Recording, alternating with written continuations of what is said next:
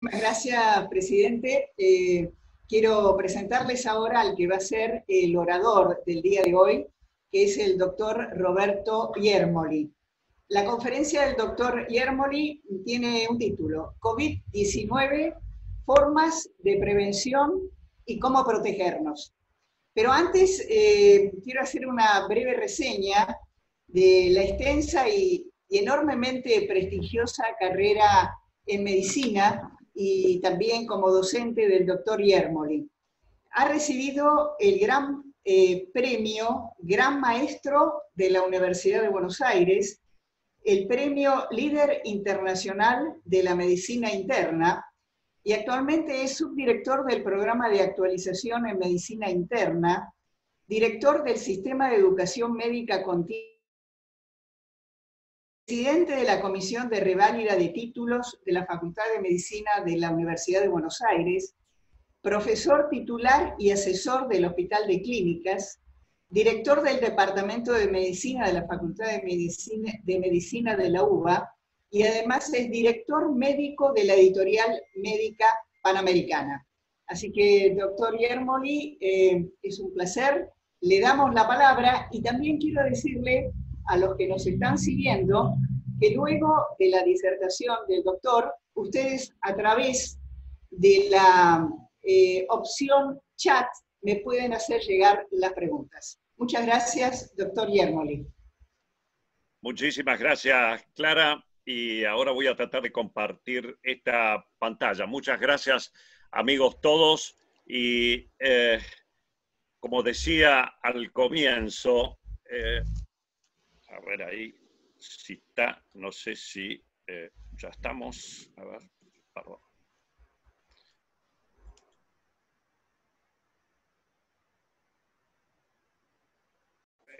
Muchas gracias, Eli, por haberme sugerido esta conferencia y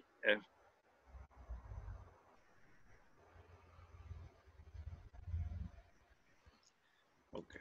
Me dicen que la ventana está cerrada. A ver si me puedo para poder compartir. A ver, ahí puedo. A ver si me deja allí.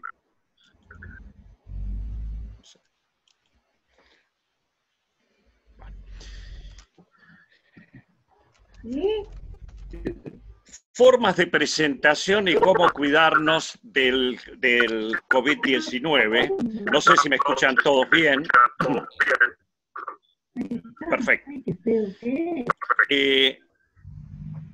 Yo pertenezco a la cuarta cátedra de medicina interna. Es una cátedra, como ven ustedes, bien compleja, pero entre otros tenemos todo un grupo de unidades especiales como arte, cultura y salud, polifenoles, vino y salud, que en realidad es un grupo de investigación en todo lo que es estrés oxidativo, porque envejecemos en definitiva.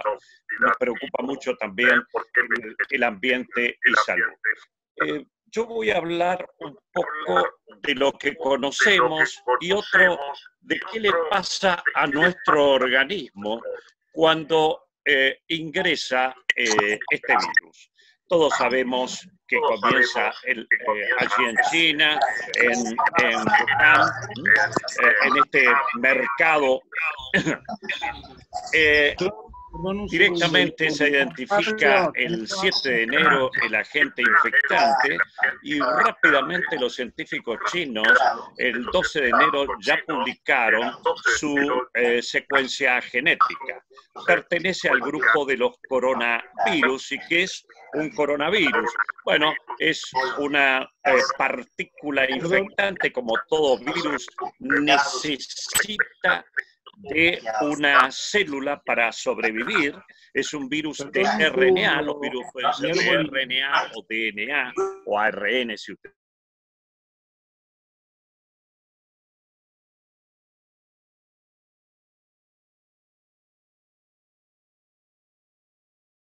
que está en rojo en la pantalla. Hay numerosísimos virus del grupo, digo, de los coronavirus. Como vamos a ver enseguida, esta estructura que le da el nombre, como de una corona, los rayos del sol, va a ser la estructura por la cual va a llegar a la célula. Fíjense ustedes, nosotros hablamos de la gripe porcina de julio de 2009, que en un año produjo numerosos casos y 18.500 muertos. En un año. Nosotros llevamos en este momento más de 300.000 y siguen realmente. Otra cosa son los aspectos epidemiológicos que quería conversar con ustedes.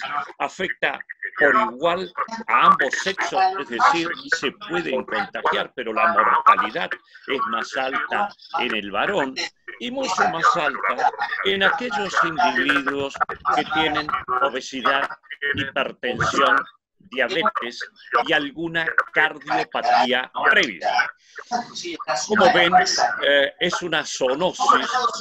Si creemos que este va a ser el último,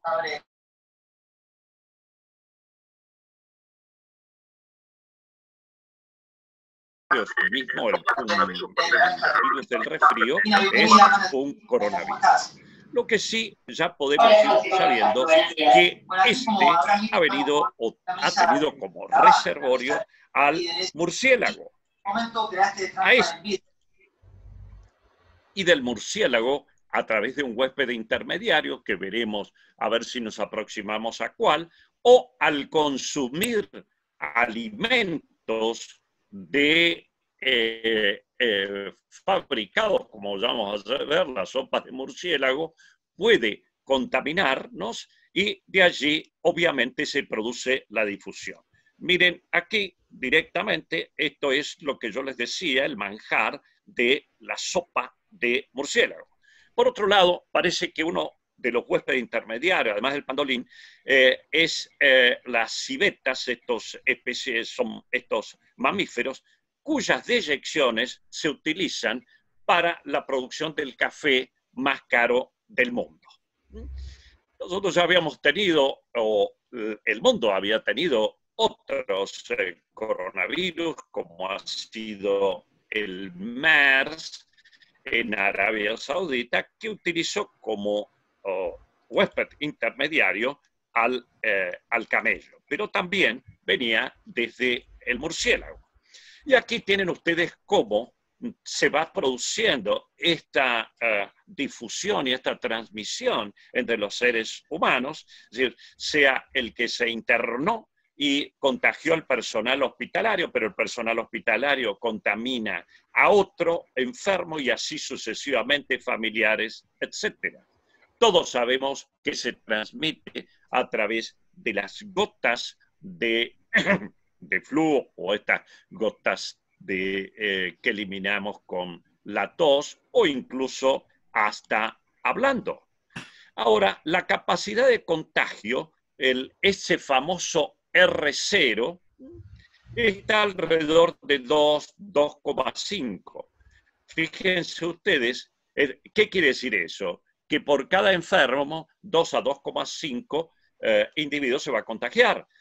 Ahora, el sarampión tiene una media de 16 más o menos. Por cada paciente, 16 se van a infectar.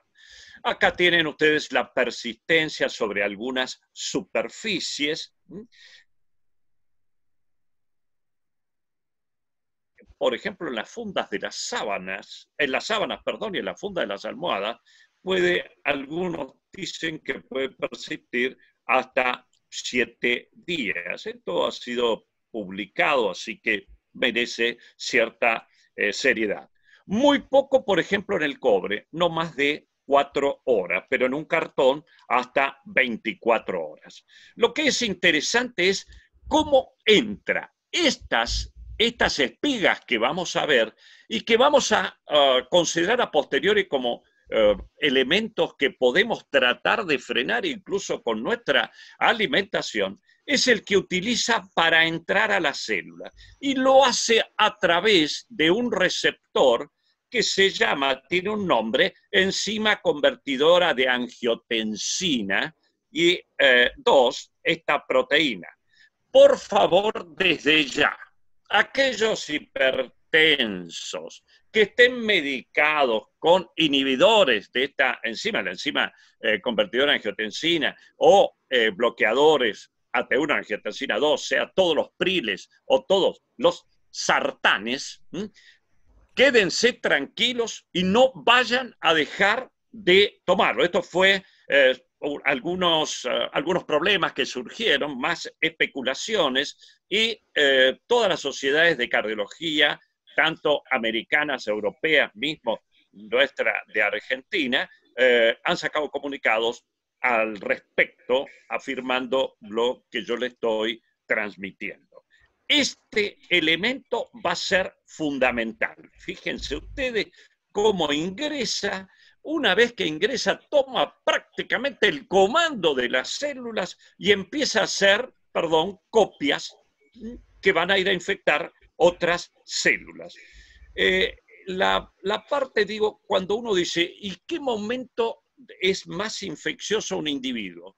Diríamos que el pico está aproximadamente en los 2 primeros días del comienzo de los síntomas y pasa por 3 grandes fases, que también es fundamental a la hora de considerar incluso las terapéuticas. Una primera fase se replica, entró, se aloja en las vías aéreas superiores, después sigue descendiendo, hace la neumonía viral, y esto que viene a posteriori es la respuesta del huésped, la respuesta del paciente que lamentablemente se produce lo que se llama una tormenta de citoquinas. Estas sustancias acá que están puestas, IL-6, se llama interleuquina 6, es una de ellas, ya vamos a ver cómo la podemos frenar, y va a producir el mayor grado de daño en el cuerpo que puede llegar a la muerte. Es decir, nosotros tendríamos una primera fase que es viral, pero en realidad la que mata es la respuesta no controlada, ya vamos a ver por qué no se puede controlar, del huésped. Es el que genera estas sustancias que se llaman citoquinas. Esto ya lo habíamos visto recién. Ahora, ¿cuáles son las manifestaciones clínicas? Miren, prácticamente compromete todo nuestro organismo. Ni que hablar de los pulmones, ni que hablar, obviamente, hígado, intestino, pero cerebro, estamos viendo accidentes vasculares encefálicos, la piel y conjuntiva, está el profesor Borrone, que es profesor de oftalmología, lo sabe muy bien, esto de la conjuntiva, la nariz, y aquí quiero decirles, para tener en cuenta, la pérdida del olfato, pérdida brusca, no por congestión nasal, es un elemento a tener muy en cuenta. Esto se llama anosmia. Hay individuos jóvenes que presentan anosmia y han contagiado a numerosos porque aparece a veces temprano, fíjense que la fase de invasión, cuando muchas veces todavía no hay fiebre ni se produce esto de la falta de aire, la disnea o el dolor en las fauces, el dolor de garganta, que se llama odinofagia. A tener en cuenta, los colegas españoles con los cuales he tenido algunas videoconferencias, ellos lo encuentran hasta en el 85% de los casos en jóvenes. Compromete el corazón y los grandes vasos. Y acá está el problema de por qué va a producir más letalidad y más rápida en aquellos individuos que son obesos, diabéticos, hipertensos. Bien, las manifestaciones cutáneas pueden ser desde simples erupciones. Esta le vamos a prestar especial atención enseguidita, que se llama, esta lesión se llama livedo reticularis. Acá me está diciendo, cuidado, cuidado que estoy atacando los vasos, la pequeña vasculatura, y esto es lo que nos va a dar las reacciones, esas en cadenas, la reacción misma del huésped. Elemento para considerar, mucho cuidado. Los otros días estaba hablando con una reflexóloga, Mabel Dávila. Estas lesiones que decimos, que parece un sabañón. Químicas. Estas son lesiones por daño de los pequeños vasos, de los pequeños vasos sanguíneos. Bien, la radiología, yo creo que está más allá del comentario, pero es un elemento fundamental, como la tomografía computarizada, con las lesiones que pueden ser focales, esto se llama en vidrio esmerilado, o comprometer prácticamente ambos pulmones con una neumonía bilateral. Estos son los casos más graves. Quiero que tengamos en cuenta un momentito el laboratorio. ¿Por qué? Miren, disminución de las plaquetas, además de disminución de los linfocitos, ¿no? Pero disminución de las plaquetas. Y esta sustancia que todo el mundo la está dosando, el dímero D, son marcadores de trombosis. Ya se está produciendo una trombosis en nuestro paciente. La otra cuestión fundamental, elevación de la vieja proteína C reactiva, que a muchos de ustedes, cuando hacen un examen periódico de salud, se les pide, desde ya les digo que en la aterogénesis, es decir, la formación de placas, también está elevada. Y elevación de estas citoquinas, la interleuquina 6, que es la que va a producir también el elemento ese que habíamos hablado de cómo es la respuesta en cadena de citoquinas o tormenta de citoquinas. Eso habla de inflamación. En definitiva, inflamación y trombosis. Con las técnicas no me voy a demorar mucho. La más importante son las de PCR y después tenemos en técnicas basadas en la detección de anticuerpos, como esto se graba, después lo pueden estar viendo y si hay alguna pregunta, con mucho gusto. Alguno de ustedes se preguntará qué pasa con esto del NeoKit COVID-19 que el CONICET junto con el grupo Milstein y un laboratorio, Casará, lo han sacado y bueno, justamente también, al igual que la PCR, utiliza el genoma viral, así que es prometedor. Y los otros son los test en sangre. Lo primero que aparece y que es sin lugar a dudas marcador de la presencia viral es justamente la PCR. Después se van formando anticuerpos, primero los IgM y después los IgG, que es el problemita que se armó con estos kits que vinieron importados de afuera. Bueno, yo les quiero comentar esto, factores de mal pronóstico. Edad avanzada, sin lugar a dudas, y lo vamos a ver. Obesidad, hipertensión, diabetes y enfermedad cardiovascular. Esto son los factores de peor pronóstico. En sangre, lo que yo les había dicho recién, las plaquetas más bajas, esto del dímero D, la interleuquina y la ferritina, que aquí lo que nos marca es inflamación, la extensión de las lesiones en el pulmón y obviamente la insuficiencia respiratoria. Ahora fíjense ustedes, si nosotros hacemos la tasa de hospitalización según de edad, estoy hablando tasa de hospitalización.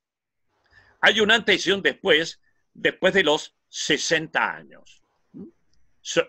Recuerda, 80% de los pacientes van a tener una forma autolimitada, 20% se van a internar, 15% de ellos no van a ingresar a terapia intensiva, o si lo ingresan no van a necesitar respirador y un 5% sí va a ingresar. De ese 5%, lamentablemente, el 50% muere.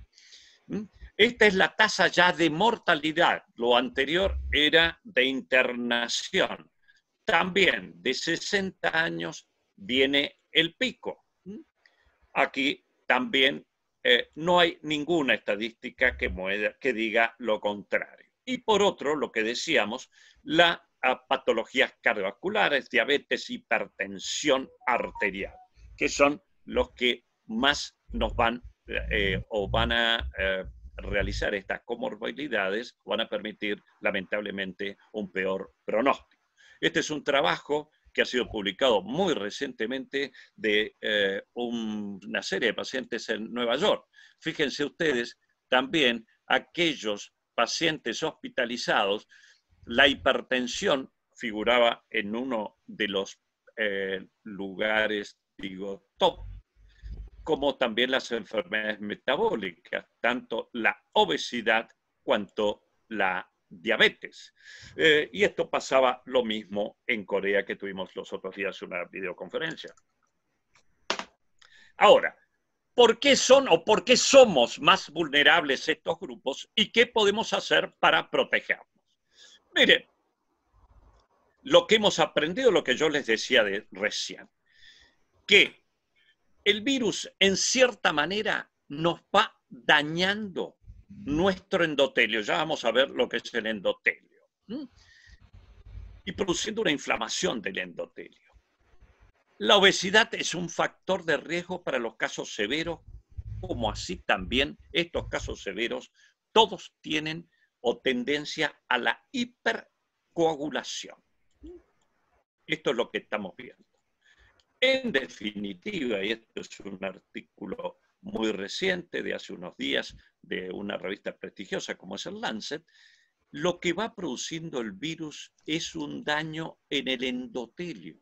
La aterogénesis es un daño en el endotelio. ¿Y a dónde? Si todo esto es una arteria, aquí, queridos amigos. Esta capita simple se llama endotelio, es lo que recubre por dentro los vasos sanguíneos. Acá tenemos, por ejemplo, una ruptura en un infarto masivo o en una muerte súbita. Esto es un endotelio, un esquema de lo que sería un endotelio normal. Acá, para que ustedes vean la magnitud del problema, el endotelio tiene una superficie de 400 metros cuadrados. No hay ningún sector de la economía de nuestro organismo que esté libre de endotelio.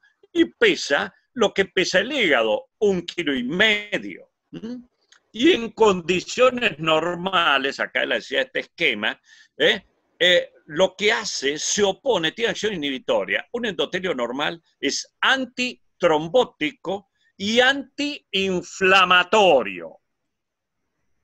Esto sería una función endotelial normal, un endotelio dilatado, antitrombótico, antiinflamatorio, y lamentablemente la disfunción endotelial que produce esta enfermedad nos va a llevar a un estado protrombótico y además a promover la inflamación.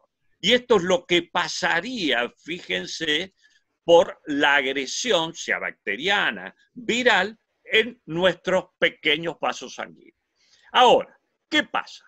Aquellos que tienen factores de riesgo como es la obesidad, la hipertensión, la diabetes, el tabaquismo, ya tienen un grado de estrés oxidativo, es decir, ya tienen muchos radicales libres que en definitiva lo que van a ir a producir es inflamación y trombosis.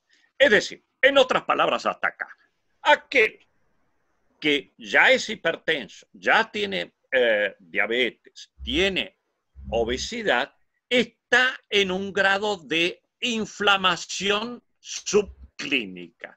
Inflamación subclínica y estado protrombótico. El virus va a producir inflamación y va a producir trombosis, que era lo que veíamos recién. Y un modelo que une a todos ellos, que es la métier de nuestro grupo de trabajo, es el síndrome metabólico. ¿Por qué? Porque el síndrome metabólico cursa con obesidad, cursa con hipertensión y cursa con diabetes o por lo menos con hiperglucemia.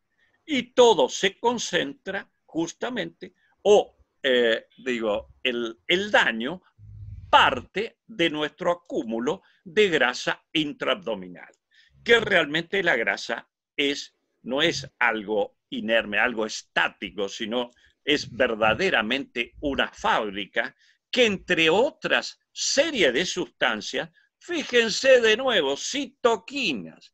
Es decir, que ya aquel que tiene un gran acúmulo de grasa intraabdominal ya está generando, ya está en este estado proinflamatorio. Si tenemos esa pancita, estamos en un estado protrombótico con incremento de estas sustancias, como hablamos, las citoquinas, y además entonces ya estamos en un grado de inflamación. No hay duda, y esto lo podemos medir, sí, obviamente, midiendo la interleuquina C, midiendo otras sustancias como la proteína C reactiva, o mismo más fácil, la ferritina. Recuerden ustedes, tenemos una primer fase, por así decirlo, de infección viral, y después viene la respuesta del huésped. Ahora, esa respuesta del huésped no va a ser lo mismo en un individuo, es decir, en un joven, en un niño, que en un adulto mayor. Porque el adulto mayor ya tiene una remodelación de su sistema inmune, y esto se llama inmunosenescencia. Esto es, por ejemplo, un joven, estas son células de linfocitos que rápidamente ante una infección viral, como ahí estamos viendo, van a ir a atacar y van a generar algo que se llama interferón. El adulto joven, más o menos lo mismo, en tanto que lamentablemente aquel que ya está por encima de los 65, 70 años, tiene una disminución de esta regulación de la, de la inmunidad. Y entonces, ¿qué es lo que sucede? Que ya lamentablemente tienen mayor susceptibilidad a las infecciones, pero también son capaces, por esta desregulación inmune, de generar autoanticuerpos, es decir, anticuerpos contra uno mismo, y también pueden tener una reacción inflamatoria. Y esto es lo que ya se ha llamado inflammation, es decir, la inflamación del adulto mayor. Generan más interleuquina 6. Esto se ve, este deterioro en la capacidad del manejo de nuestro sistema inmune es más rápido, o el deterioro es más rápido, en el hombre que en la mujer. Es por ello que se ha visto, en definitiva, que la mortalidad es mayor en el hombre que en la mujer. No hay duda que el envejecimiento es el factor de riesgo más importante en cualquiera de las grandes patologías, sobre todo las enfermedades crónicas no transmisibles, sean las enfermedades cardiovasculares, sea diabetes, sea cáncer, etc. La otra, ¿qué podemos hacer para protegernos? Ya hemos visto que estamos en un estado proinflamatorio, protrombótico, y que nos estamos inflamando, y eso lleva a la generación de lo que se llama radicales libres, y esto, para tener en cuenta este nombrecito, estrés oxidativo.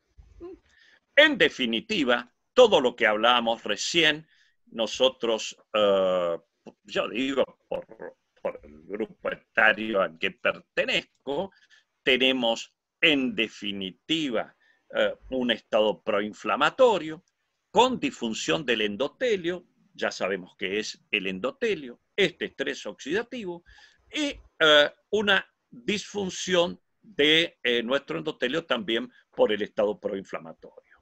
¿Qué es esto de estrés oxidativo? Es el desequilibrio entre los, en este caso, radicales libres y los antioxidantes.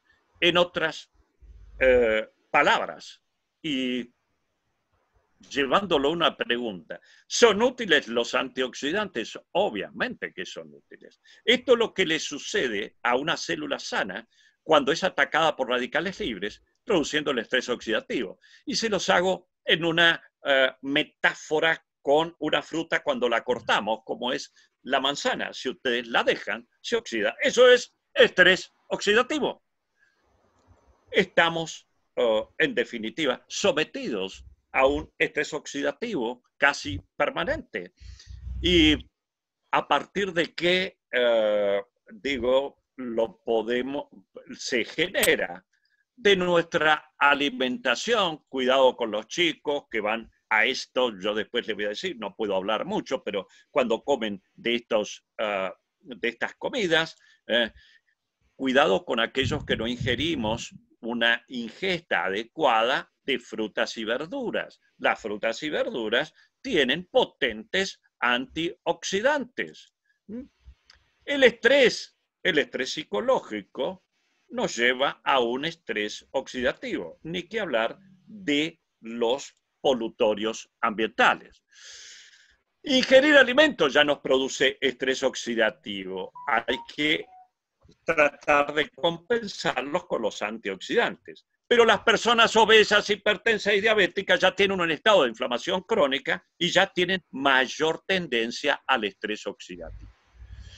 ¿Qué es un radical libre? Es una sustancia cuyos electrones, algún electrón no está pareado, y que va a ir a dañar, lamentablemente, nuestro DNA, nuestras membranas celulares, nuestras proteínas.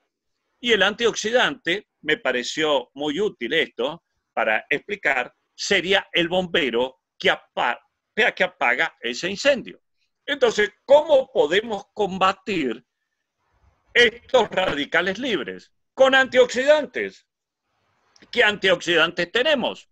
Y bueno, tenemos endógenos, hay un grupo que se llama catalasa, superóxido dismutasa, pero ¿qué podemos aportar nosotros? Los exógenos. Los más importantes, los polifenoles, ya vamos a ver qué son. Entre otras, nuestro grupo trabaja con el resveratrol. Habíamos dicho que los antioxidantes pueden ser endógenos y exógenos. Exógenos pueden ser vitaminas. Muchos de ustedes habrán escuchado, habrán ido a que algún familiar fue y le pide al médico, deme una vitamina, debe vitamina E, C, etcétera.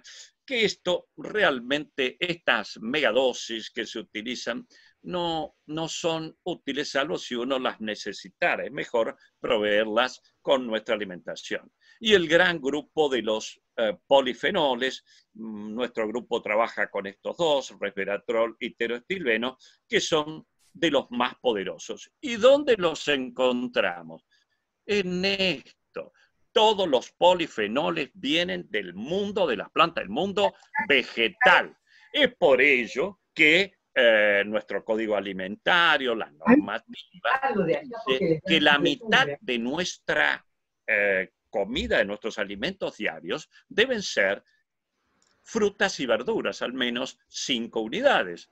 El éxito de la dieta mediterránea se debe a los polifenoles, entre otros, del vino tinto, del aceite de oliva, pero también de las frutas y verduras. Ese es, en definitiva, las consecuencias de la dieta mediterránea, que es, como ustedes están viendo acá, antiinflamatorio, antioxidante. Bien, los polifenoles, entonces ya vimos que se generan en el metabolismo de las plantas, y aquí tenemos, como yo les decía, bueno, muchos de los elementos que nos aportan que son tan beneficiosos. Digo, entre los muchos polifenoles está el resveratrol.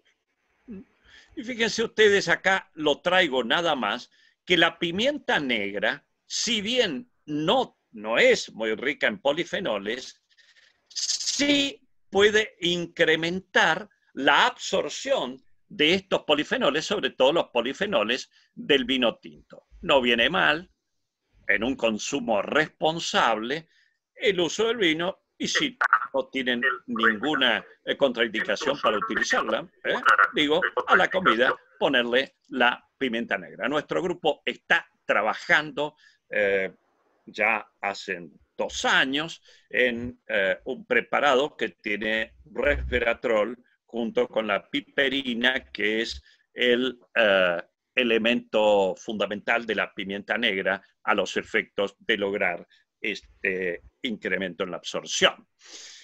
Acá dicen compuestos naturales. Este es un trabajo muy reciente, de mayo de este año, candidatos contra el COVID. Se ha visto justamente, ¿se acuerdan la espina? A ver si recordamos acá. ¿Se acuerdan cómo entraba a la célula el virus? ¿Cómo es?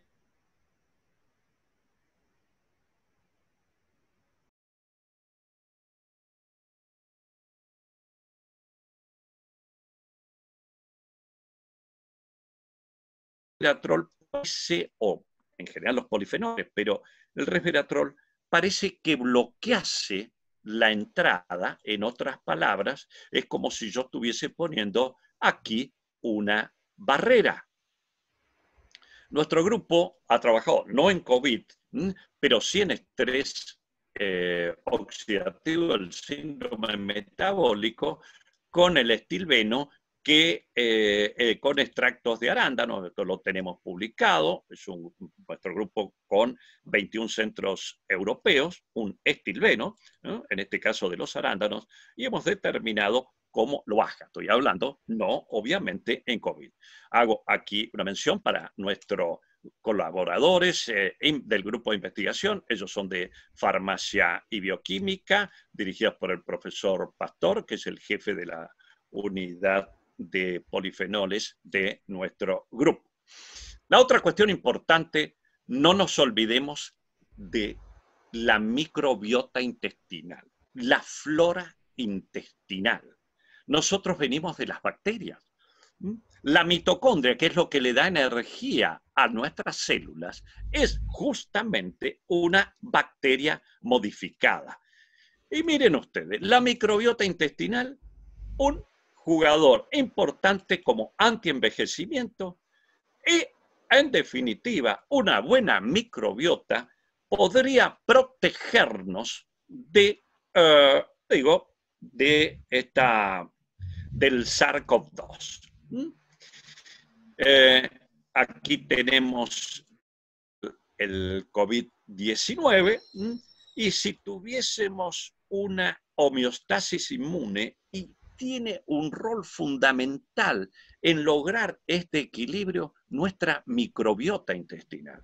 Se sorprenderán algunos amigos, ¿no?, porque lo hemos conversado allí en el Rotary, pero tenemos no menos de 1,5 kilos, y yo todavía no hice ese brindis que hicieron Elías con Esperoni, con Carlos. Me gusta, los productos de mi tierra son mendocinos, pero les digo, 1,5 kilos, no menos, hasta 1,800 kilos de bacterias intestinales. Y esto varía con la edad. Digo, estamos hablando de las bacterias, y sobre todo las bacterias intestinales beneficiosas. Rica en prebióticos, probióticos, ya vamos a ver cómo lo podemos lograr. La alimentación tiene un rol microbiota. La edad, como habíamos dicho, el estrés psicológico también nos puede alterar nuestra microbiota. Hasta la vía de nacimiento, una criatura, por ejemplo, que nació por cesárea, va a tener una microbiota diferente que aquel que ya se enfrentó en el canal de parto con bacterias. Es muy importante el rol de los prebióticos y los probióticos. Obviamente que los antibióticos nos alteran mucho nuestra microbiota. Vamos a ir un poquito más rápido, pero con una buena microbiota, nosotros nos estamos asegurando, entre otras cosas, tener una buena función inmunitaria, inmunológica. Pero miren qué interesante, ¿dónde se forma la serotonina? La serotonina, este neurotransmisor fundamental que nos permite, no deprimirnos, y en estos días de encierro viene muy bien, se forma en nuestras células enterocromas finas, es decir, células del intestino que a través de un aminoácido que se llama triptofano se forma esto, la 5-hidroxitriptamina, que en definitiva va a establecer este nexo cerebro-intestino. ¿Y de dónde podemos traer o cómo podemos generar más triptofano? De estos alimentos que ustedes están viendo acá. Chocolate negro, cacao, más de 80%, palta, banana, pescados de agua profunda, brócolis, frutos secos, alcauciles, etc. Y miren qué interesante. Esto hace que podamos tener, como dice aquí, una mejor función inmune, pero también va a actuar a nivel de nuestro sistema nervioso central, favoreciendo un, por así decir, mejor humor. Tan importante que hay un trabajo publicado hace 2 años que hasta la resiliencia, un individuo va a tener mejor resiliencia si tiene una buena microbiota, en tanto que va a tener baja resiliencia si está alterada su microbiota. Se ha visto que el resveratrol podría tener un efecto prebiótico y, en definitiva, favorable sobre nuestra microbiota. Y ya ahora, para ir terminando, decíamos de la microbiota, aquí son compuestos no digeribles que favorecen el crecimiento bacteriano. Acá estamos viendo espárragos, estamos viendo papas, si se pueden ingerir con la piel, con la cáscara mejor, cebolla, las legumbres, no se olviden de las legumbres. Ahí lo tienen ustedes. Los probióticos, el kéfir, el yogur, pero si es sobre todo natural y casero, el chucrut, son muy buenos como probióticos. La melatonina es esa hormona que tenemos, que es natural, que es venta libre, es también, ha surgido, sobre todo el grupo español ha trabajado muchísimo, y también el chino, como un potencial.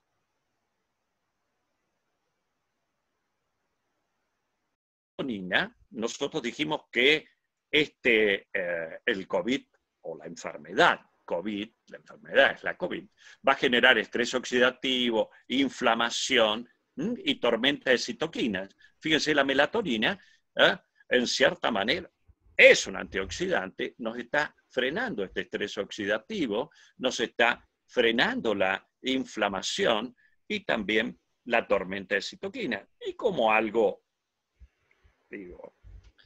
no para dejar de lado, nos permite conciliar el sueño. El otro es lo que ha surgido con la vitamina D. Vitamina D sí, vitamina D no. Miren, desde ya les digo que si tenemos un dosaje y es bajo, sí tenemos que incorporar vitamina D. Recuerden que si nosotros también estamos alejados del sol y muchos estarán recluidos y quizás no tienen, estamos por entrar en invierno y no tienen la luz solar disponible sobre nuestra piel, también es gente que necesitaría vitamina D. Ahora, cuando se vio en los afectados, por ejemplo, tanto en Corea como en China, todo, fíjense que prácticamente tenían entre, yo les diría, un 40 y un 70 o más por ciento tenían baja la vitamina D. Y cuando se analizó quiénes tenían más gravedad, la mayor gravedad, el verde es la menor, y la mayor concentración de vitamina D. Aquellos que tenían menor concentración de vitamina D eran fundamentalmente aquellos que tenían los cuadros más severos o críticos. Pero en otras palabras, niños menores de 4 años, mujeres embarazadas y que están dando de mamar en la lactancia, los grupos etarios mayores de 65 años necesitarían el suplemento de vitamina D, al igual que aquellos que no se exponen a la luz solar. ¿Vacunación antigripal, sí o no? Por supuesto y por favor, sí. Todos estemos vacunados.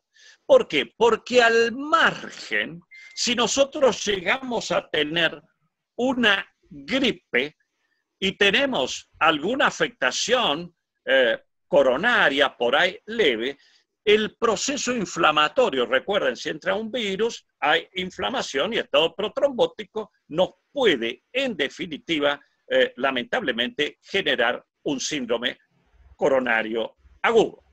Bien, esto es más o menos para ya ir terminando. Recuerden que el pico de carga viral se da o el día previo o dentro de las 48 horas de comenzado, que la cero conversión, es decir, la aparición de anticuerpos, ocurre más o menos el IgM a los 6, 12 días, y después los anticuerpos IgG, los definitivos, 2 semanas a posteriori, ¿no? Esto es un esquema de tratamiento que me parece que, si quieren lo discutimos, pero es ya más médico y médico crítico. Y por último, creo que ya con esto terminamos, haciendo un redondeo, decimos que el pico infeccioso se da o un día previo al comienzo de los síntomas o en las 48 horas a posteriores. Por supuesto que todas las medidas que ya sabemos que son del tapaboca, barbijo, el distanciamiento físico y el lavado frecuente de manos es fundamental, recordando que aquellos que tienen peor pronóstico son los que tienen patología cardiovascular, obesidad, diabetes, que se produce una endotelitis con esta inflamación, que ustedes ya saben, del endotelio, con inflamación, con estado protrombótico, y que el grupo de asintomáticos o presintomáticos transmiten la enfermedad. Es por eso loable lo que se está haciendo en estos barrios populosos que tenemos en la ciudad de Buenos Aires. ¿Y qué periodo de incubación, si bien es altamente variable, está en una media de 5 días? Estos son los jefes de cada una de nuestras unidades, así que yo les quiero agradecer. Muchísimas gracias por todo lo que me han aguantado, y por supuesto estoy a disposición de las preguntas que quieran. Doctor Yermoli, muchísimas gracias. He recibido varios comentarios felicitándolo por la exposición. No escucho bien, perdón. No sé, a ver. ¿Me escucha bien ahora? ¿Me escucha bien? ¿Me escucha bien? Doctor, ¿me escucha? No sé, ¿me escuchan? Yo lo escucho muy bien a usted. Lo escuchamos a los dos nosotros. Hola. Lo escuchamos perfecto, sí. ¿Me escucha? Perdón. ¿Me escucha ahora, Disculpe, doctor? Clara. No, por Disculpe, favor. ahora escucho. Bueno, muy bien. Doctor, una pregunta es si las personas con asma o con alergias son más propensas a contraer el COVID y si se pueden considerar personas de riesgo. Mire, cualquier persona que tenga patología respiratoria crónica es una persona de riesgo. Lo que yo quería mostrar es para el grueso, por eso no me pongo a identificar, tampoco me pongo con enfermedad pulmonar obstructiva crónica. Es lógico que son más propensos para para adquirir la enfermedad. Ahora, los que tienen mayor tormenta de citoquinas, ese grupo más grave, que representa el 5%, es prácticamente son pacientes que han tenido cardiopatías y que tienen hipertensión arterial, diabetes, obesidad. Son los pacientes más graves lo que dan todas las estadísticas. No digo que no están predispuestos. Desde ya, esta es una infección respiratoria. Así que están más, obviamente que tienen una, o puede tener una mayor predisposición. Doctor, otra pregunta me hacen aquí. ¿Qué opina usted de lo que han anunciado algunos médicos italianos de hacer tratamientos intensivos con aspirinas y anticoagulantes? Desde ya, yo mostré un gráfico.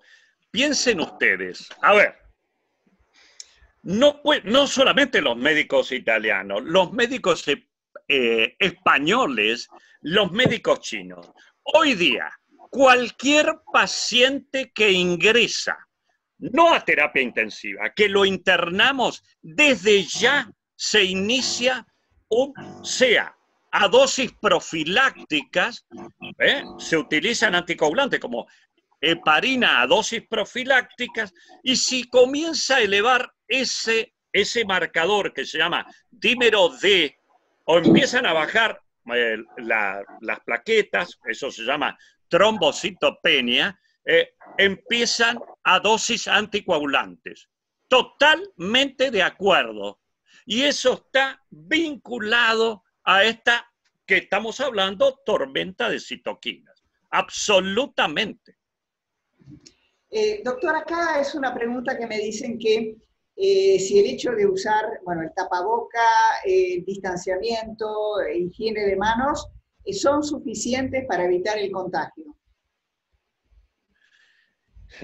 Mire, si nosotros tenemos todo ello en cuenta, distanciamiento, pero recuerden que puede sobrevivir, por eso les mostraba que en una caja de cartón puede estar hasta, dicen, entre 24 y 48 horas.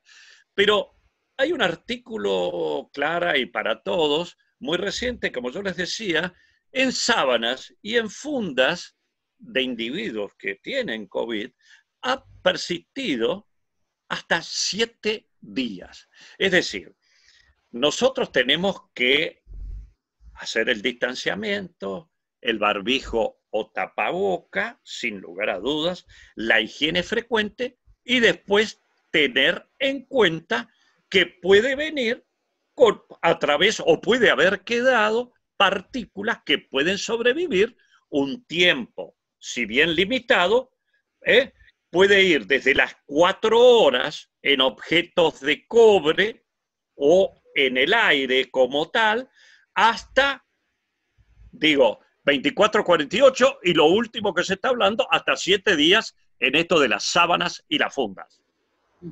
Doctor, le hago la última pregunta. Hola. Sí, le hago la última pregunta referida al tema de las vacunas. Usted sabe que permanentemente se habla de que estamos cerca, que estamos lejos. ¿Cuál es su opinión sobre este tema? Mire, esto lo hemos discutido, digo, mi opinión, si no está fundamentada en discusiones, en grupos, etcétera, no valdría, no vale. Pero hay varios en marchas. Hay uno que ha incorporado aproximadamente 50 voluntarios sanos, pero digo, para no hablar de las características del trabajo y todo, diríamos, hasta un año y 1 año y medio, en el mejor de los casos, no lo podríamos disponer para la Argentina. Eso desde ya, ¿no? No lo podríamos disponer para nuestro país. Calculo que quizá para el próximo invierno nuestro ya podríamos tener una vacuna. Pero esto es en el terreno, Sara, especulativo.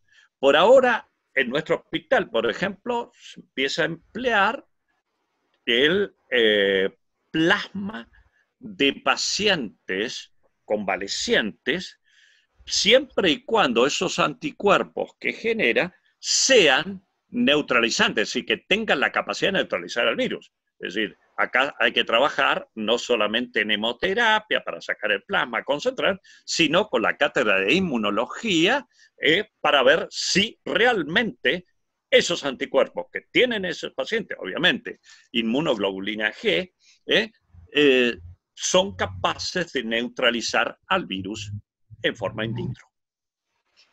Doctor, ahora sí, le hago las dos últimas preguntas, sé que tenemos muy poquito tiempo, pero me siguen llegando. Una es el contagio a través del papel de diario. Se ve que acá leemos mucho los diarios.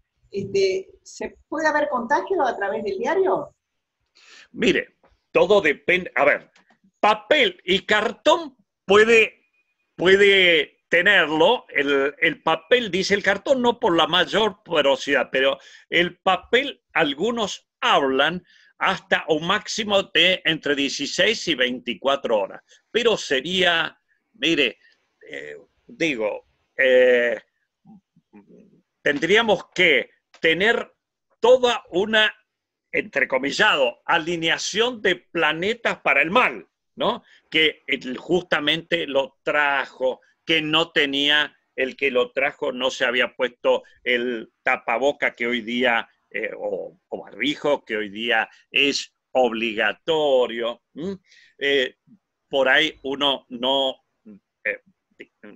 sé, estoy leyendo el diario y me estoy tocando los ojos, etcétera, porque la forma de que ingresa, ya lo sabemos, es a través de nuestras membranas, nuestras conjuntivas, la vía aérea, etcétera.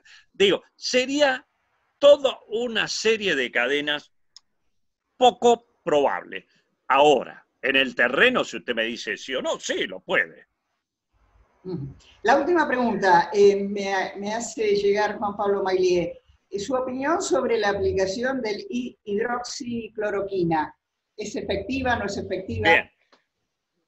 Bien. Mire, fuimos uno de los primeros, el 17 de marzo, me acuerdo, un grupo de médicos de Mendoza, con el doctor Recabarren al frente, me pidieron que por favor les hiciera un diagrama, y en ese diagrama colocamos también la hidroxicloroquina.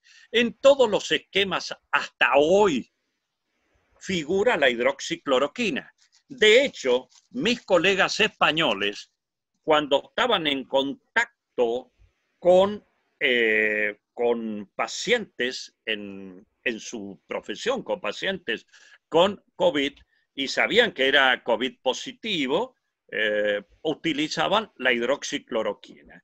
La hidroxicloroquina, ustedes saben, y acá tengo colegas que son reumatólogos, es un fármaco viejo, antipalúdico, que se utiliza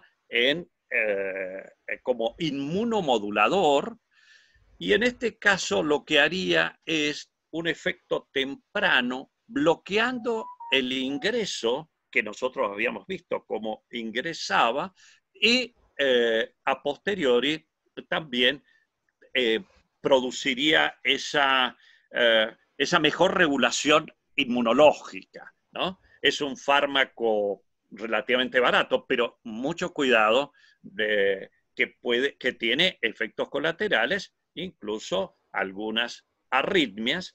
Lo sabe muy bien Jorge González Zulgaray, que el tratamiento que se aconseja es con hidroxicloroquina ante la sospecha o el comienzo de síntomas, a dosis iniciales, a dosis de 400 miligramos, viene en 200 miligramos, 400 miligramos 2 veces el primer día y después se va 200 miligramos 3 veces y cada 8 horas, y a veces se utiliza junto con la acitromicina.